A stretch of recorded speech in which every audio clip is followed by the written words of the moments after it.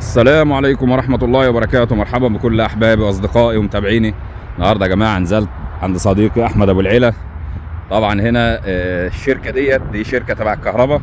اتصلوا عليه وقالوا له إن في ورا السور ده دايما بيشوفوا أفاعي كتير جدا، وفي تواب للأفاعي برضو كتيرة جدا.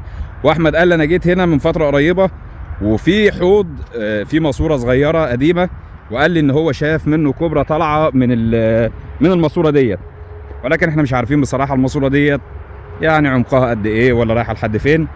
فاحنا رايحين كده نشوف الدنيا فيها ايه. بس الشمس مش ضرباه.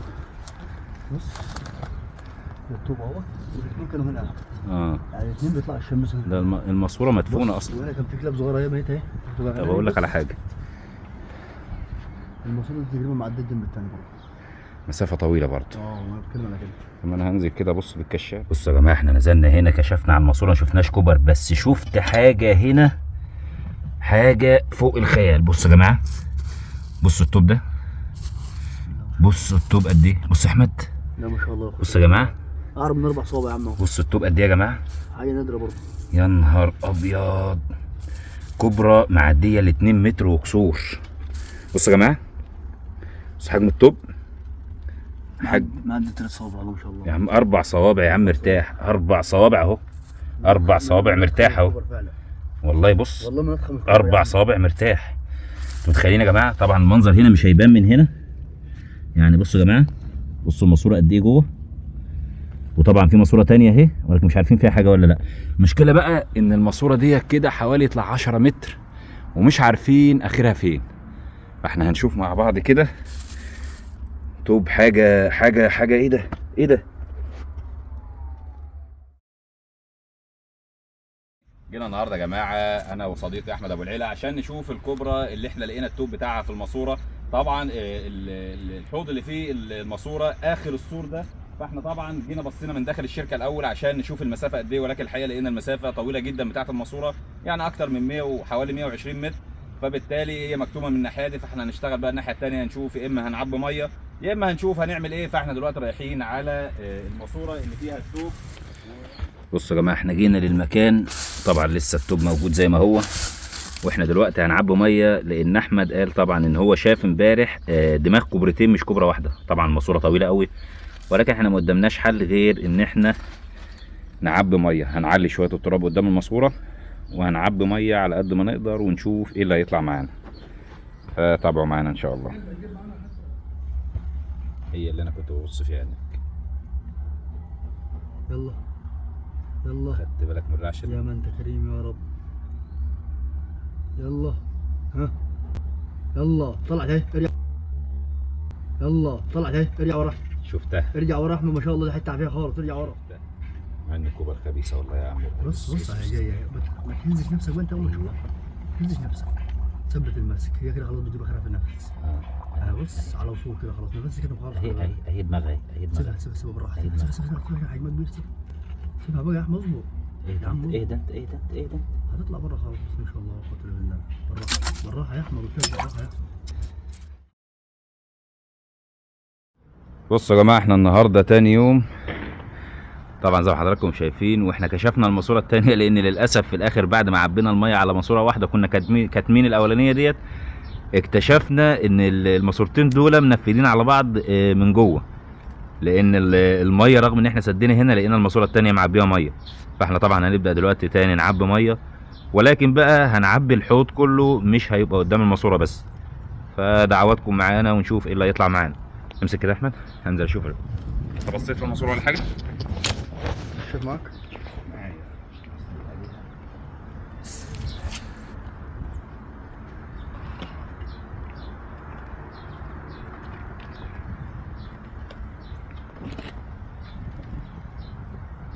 هات المسك بسرعه، هات المسك بسرعه. خد، بسم الله الرحمن الرحيم. امسك. رجعت؟ لا الدنيا سايعه. خد امسك. هات المسك بسرعه. بسم الله الرحمن الرحيم. بصوا يا جماعه، الكوبرا موجوده جوه اهي. افتح الماسك.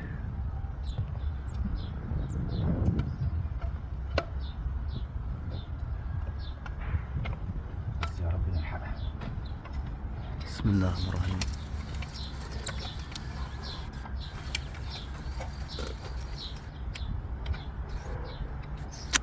هجيبها المسافه صغيره جوه، كنت سبتها لا سبتها قريبه. الماسوره دي رجعت قدام مني كده. هتحمل كده شوف عندك عملاق وحشه دي. عملاق ما شاء الله. ما انت مشيت امبارح قسما بالله طلعت خد نفس يا احمد، شفت نجله تقيل، كانت نجله تقيل بالصلاه على النبي. لا وحش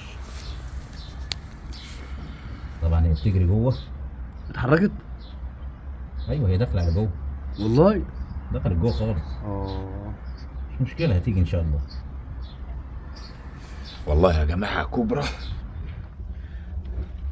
طبعا يا جماعه زي ما حضراتكم شايفين احمد بيحفر من هناك فوق الماسوره، عشان كده الدق هناك بيخلي الكبرى تقرب الناحيه دي شويه. يعني الكبرى هنا مقربه خالص.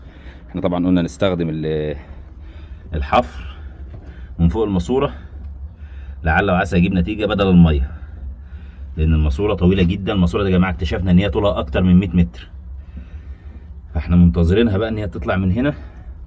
ولو طبعا وصلنا للماسوره من هناك هنحاول ان احنا نخرم خرمه من الماسوره ونزق باي عصايه بحيث ان هي تطلع من هنا.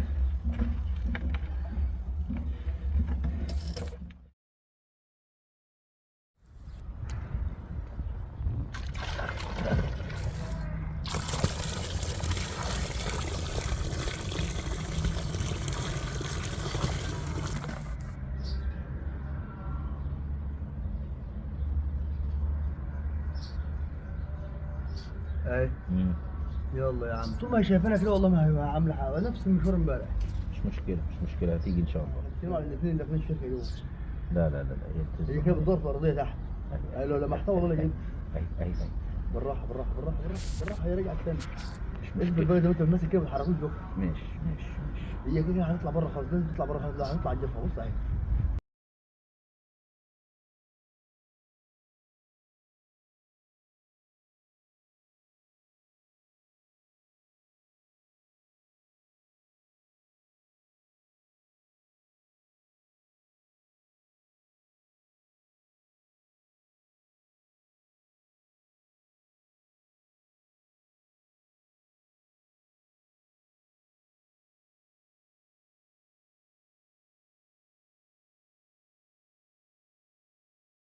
لا. على النبي احمد. اصبر بس انا عايز الحقها قبل ما تهرب مننا. بس كده الصلاه على النبي عليك. بسم الله. امسك. اخيرا. تعالى في تاني لسه. اخيرا. مش لوحدها والله ما لوحدها. اللهم صل على النبي. الوحش جه اخيرا يا جماعه. اللهم صل على الله. اللهم صل على النبي. لا 70 مين يا عم؟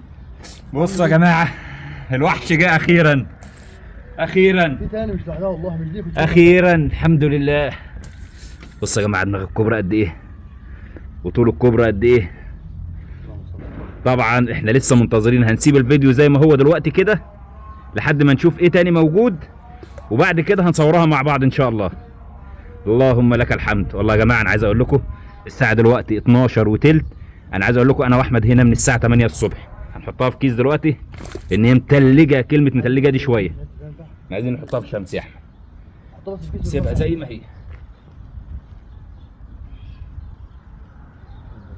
بصوا يا جماعه تعالوا نشرح لكم بقى اللي احنا عملناه من الاول. طبعا ده هنا الحوض اللي هي كانت طالعه منه من هنا يا جماعه، وطبعا في ماسورتين هنا زي ما حضراتكم شايفين كده. هنا طبعا احنا ملينا امبارح ميه وقعدنا اكتر من 6 ساعات والدنيا ضلمت علينا وما عرفناش نجيبوها، فلما جينا الصبح النهارده لقينا الكوبرا في اول ماسوره، بس اول ما شافتنا سحبت جوه. جينا احنا عملنا ايه؟ تعالى يا احمد كده. طبعا الماسوره دي ماشيه كده يا جماعه، دي ماسوره مهجوره ماشيه كده. جينا احنا قطعنا على الماسوره من هنا. تعالى كده يا احمد. قطعنا على الماسوره من فوق من هنا عشان نزق عصيان، وقعدنا نزق عصيان عشان نطلع كوبرا من هناك، بس كانت الكوبرا ايه؟ عدت مننا الناحيه الثانيه. فبعد ما تعبنا برده بقالنا تقريبا حوالي 4 ساعات برده النهارده، في الاخر اكتشفنا ان الماسوره لما جينا العصايه لحد النهايه اكتشفنا ان الكوبرا مش موجوده. فعبينا ميه وطلعت معانا زي ما حضراتكم شفتوا. طبعا دي هنا يعني 90% من التعب ده اللي تعبه احمد ابو العلا، لان انا طبعا عندي مشكله في ظهري، واخويا احمد ابو العلا هو اللي كان بيعبي الميه، وهو يعني 90% من الشغل هو اللي عمله، وهو طبعا اللي شاف الكوبرا برده في الاول. فربنا يجازيه خير وربنا يعينه ويقدره، وان شاء الله مكملين مع بعض. وفي اي حاجه طلعت تاني هنصورها لحضراتكم مع بعض ان شاء الله. احنا طبعا مش عايزين كل ده نلعب بالكوبرا ولا نهلكها، لان الكوبرا مستويه لوحدها. فطبعا لحد دلوقتي لسه مفيش حاجه تاني ظهرت، ولكن احنا هننتظر جنب منها. تعالوا نشوف مع بعض يا جماعه الكوبرا بعد ما وصلنا المزرعه. وحابب ان انا اوضح حاجه مهمه جدا. بعد ما خلصنا شغل هناك واخدنا الكوبرا في مكان واسع عشان نصورها، فتحنا الكيس وجدنا ان الكوبرا فاتحه بقها ومقلوبه على ظهرها. حاولنا فيها يمين شمال، الكوبرا ميته 100%. حاولنا ان احنا ننعشها او نعمل لها اي حركه ان هي تتحرك، لكن مفيش حركه نهائيا. فخلاص احنا قلنا الكوبرا ماتت، بس الحمد لله ان هي تم صيدها. وخدتها معايا المزرعه وقعدت طبعا احاول معاها، وقعدت ان انا اعمل لها عمليه انعاش. وبالفعل الكوبرا نزلت كميه ميه كبيره جدا من بقها، وبدات الكوبرا ان هي تتحرك نوعا ما. فبالتالي حطيتها في حراره بعد ما نضفتها وحطيتها في حراره، ولكن الكوبرا ابتدت ان هي تفوق وابتدت ان هي ترجع لطبيعتها. فتعالوا مع بعض نشوفها لان احنا ما صورناش هناك. فتعالوا مع بعض نشوف الكوبرا دي مع بعضنا. بسم الله. بصوا يا جماعه الوحش دي هنا الكوبرا اللي تم صيدها. وطبعا زي ما حضراتكم شايفين الكوبرا اي نعم هي كوبرا ضخمه، ولكن مش بالضخامه اللي انا تخيلتها. يعني هي اقل شويه من الضخامه اللي انا توقعتها، ولكن مع ذلك يا جماعه الكوبرا ديت حوالي 2 متر و10. يعني الكوبرا مش صغيره، الكوبرا مش صغيره، كوبرا كبيره وكوبرا ضخمه. واكتشفت ان هي كوبرا شرسه جدا، ولكن ده طبعا اكتشفته بعد ما الكوبرا فاقت. بصوا يا جماعه الكوبرا دماغها طبعا كبيره جدا زي ما حضراتكم شايفين، وجسمها طبعا كبير جدا. هي طبعا بتحاول ان هي تعض لان هي بتحاول تدافع عن نفسها، وده الطبيعي لاي تعبان ان هو بيحاول يدافع عن نفسه. طبعا هي لسه لازالت حتى الان متأثرة بسبب المية، ولكن كوبرا دماغها سودة جدا زي ما حضراتكم شايفين. طبعا زي ما حضراتكم شايفين هي هنا فاتحة بقها. الحركة دي يا جماعة بتعملها ان هي بتحذرني ان انا اقرب منها، يعني بتقول لي ما تقربش مني، لان هي كده مستعدة للدغ. رغم ان هي كده بتحاول ان هي تتظاهر بالموت، الا ان هي مستعدة للدغ تماما. يعني اي حركة ممكن ان هي تلدغ وتحقن السم. ولكن زي ما حضراتكم شايفين الكوبرا لونها مميز جدا. هقرب لحضراتكم عليها عشان نشوفها بشكل اوضح. بصوا يا جماعة شكل الرأس مع العين، يعني سبحان الله، حاجة تبارك الله. طبعا الأسنان والأنياب باينة جوه اهي، من غير حتى ما نضطر ان احنا نوضح الأنياب بتاعتها. الأنياب واضحة جدا. هنا طبعا ده باقي شكل الجسد. كوبرا لونها مميز جدا. وعايز اقول لحضراتكم يا جماعه اكتشفت ان الكوبرا دي ذكر مش انثى. يعني الكوبرا الذكر عموما بيكون حجمها اصغر من الانثى اللي في نفس عمرها. طبعا ده ذكر عمره يقارب 18 سنه او 20 سنه، يعني وارد ان هو يكون معمر زي ما حضراتكم شايفين. طبعا سليم 100%، ولسه طبعا متأثر بمكان المية، ولكن هو سليم 100%. وزي ما حضراتكم شايفين هنا يا جماعة رفعت الذيل ديت لسببين. السبب الأول إن هو مستعد عشان لو أي حد مسكه أو كده يبقى يستخدم الذيل ده.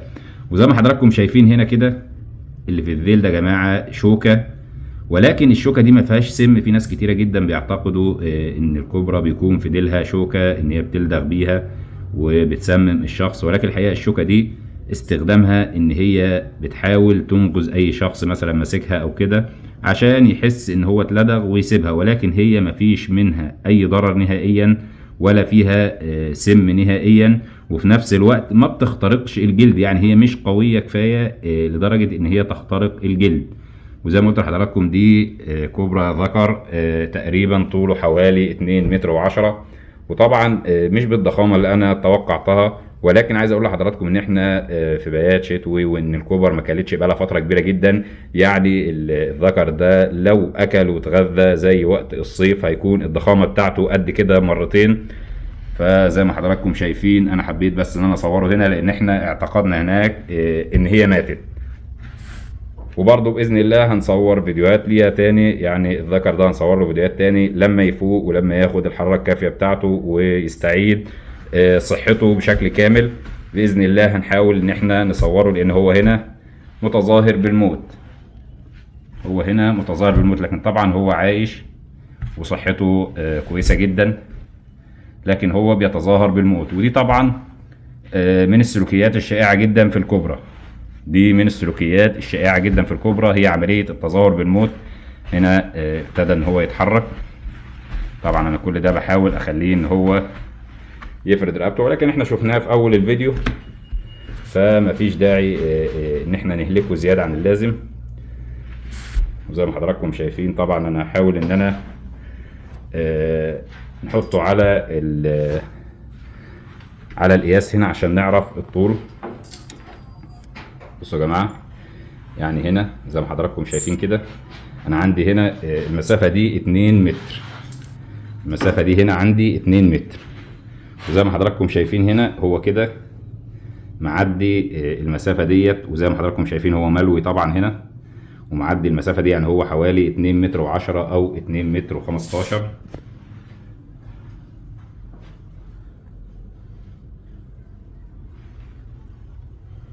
طبعا هو هنا فاتح بقه، ودي نفس الحركه اللي كان عاملها لما جينا نطلعه عشان نصوره، كان عامل نفس الحركه دي بالظبط، اللي هو فاتح بقه ولكن كان مقلوب على ظهره. ففي الختام اتمنى ان اكون افدت حضراتكم، واتمنى دعواتكم معايا، والسلام عليكم ورحمه الله وبركاته.